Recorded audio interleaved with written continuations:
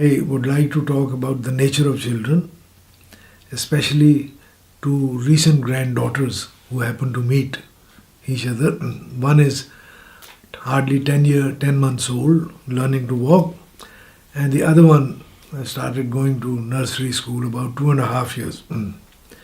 They got along all right in our presence, but I was informed by the nanny that the elder one, the 2.5 years old, got an opportunity and she beat up the little one, the 10-month-old. She hit her as well as pinched her. That I was surprised. They were playing with each other, and then how come that happened? So first my question was, what was the reaction of the 10 months old? And then Annie said, interestingly, she was just surprised. She looked blankly as if what had struck her. She couldn't understand what caused that reaction, That was number one. But it was not something to be not taken notice of, so I brought it up to the parents, both the mother and the father of the 2.5 years old. And at the right moment, they confronted the 2.5 years old and they asked her, "Did you do this?" She said, "Yes." Forthright answer. And they asked, "But why? Why did you hit the younger sister?" She said, "Well, I wanted to." And that was a surprising but a forthright answer. And they asked again, "But what caused it?" She said again, "I wanted to." Now, the interesting thing which occurred to me was that, she was telling the truth. She was not trying to hide something. For her, there is no other way but to tell the facts and the truth.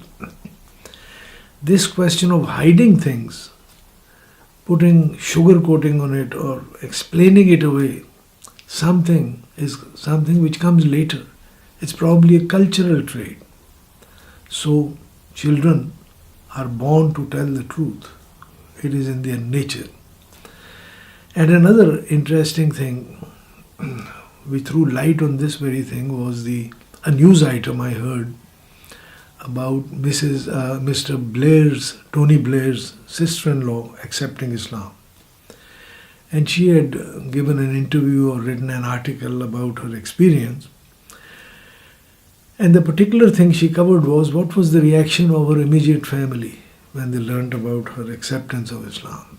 That was interesting. She said, "I have two daughters. One is aged 8 and I believe the other one was aged 10. And when they learnt that she had become a Muslim, they got an opportunity to confront the mother. And the questions they asked were very interesting, at least for me. The first question was, 'Mom, will you still remain our mom after becoming a Muslim?'